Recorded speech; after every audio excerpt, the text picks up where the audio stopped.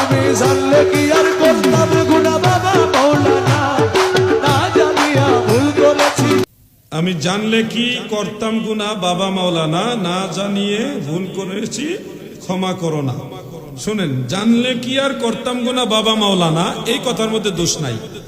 এটা ঠিক আছে, একটা আক্ষেপ করে বলতেছে বাবা ও আমার মুর্শিদ, মুর্শিদকে তো বাবা বলে, বাবা আমি জানলে তো এই গুনাহ করতাম না, এটার মধ্যে কোনো দোষ নাই, অপরাধ নাই। দোষটা কোন জায়গায়? দোষটা হলো দ্বিতীয় লাইনে, না জানে ভুল করেছি ক্ষমা করো না। এখন এই ক্ষমা করার যদি টার্গেটটা ওই বাবা হয়ে থাকে, তাইলে এখানে শিরিক হবে। কি হবে? শিরিক হবে, সে মুসলমান থেকে খারেজ হয়ে যাবে, তার তওবা করা লাজেম হবে, স্বামী স্ত্রীর সম্পর্ক জুদা হয়ে যাবে। মারাত্মক। গুনাহ মাফ করার অধিকার একমাত্র আল্লাহ। কোরআন শরীফের আয়াতের মধ্যে এটা আছে। অতএব এই গান যিনি লিখছে উনি নিশ্চয়ই কোনো আলেম না। আর যেগুলি জাহেলরা লেখছে, হিন্দু বেড়া গান লিখে গেছে, এটা আপনি মুসলমানে তো ভালাভালি করেন না। ভালো অনেক কাসিদা আছে, এগুলি গান, এগুলি নিয়ে লাফালাফি করেন না। কথা বলছেন না? অনেক সুন্দর সুন্দর ইসলামী গান আছে না, সেইটা গান নাকি যেটা মধ্যে ভেজাল, এটা নিয়ে তো বাড়াবাড়ি কেন আপনার? ভালো যে ইসলামী সঙ্গীত আছে ওগুলি গান, ওগুলো নিয়ে আপনারা মনের আবেগ, প্রেম, মহব্বত এগুলি জোড়ান। যেটার মধ্যে ভেজাল, আলেমরা কখনো আপনাদের ক্ষতি চায় না। আলেমরা চায় আপনারা ঈমান আকীদা সঠিক নিয়ে কবরে যান। আপনাদের ভালো চাই বিদায় বলে এটা করা যাবে না, ওটা দুশ্মনী করার জন্য আপনাদের বলে না।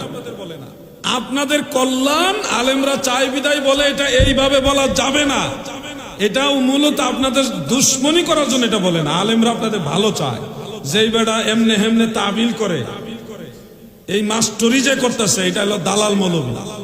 খবরদার, এই ধরনের মৌলবী সব জমানায় আছে।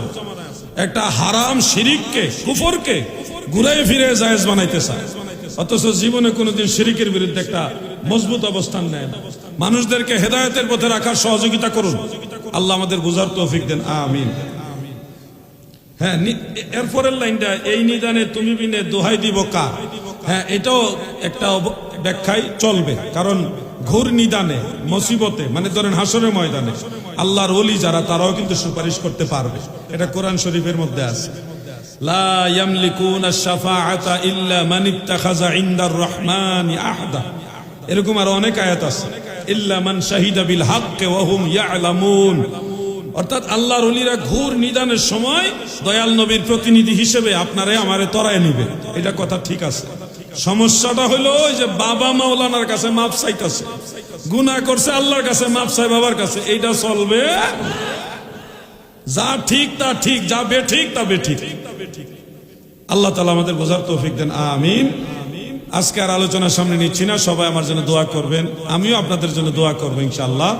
এখন মিলাদ শরীফ বা কমিটি যেভাবে পরিচালনা করে এইভাবে মাহফিল চলমান থাকবে এবং আখিরি মোনাজাত হবে।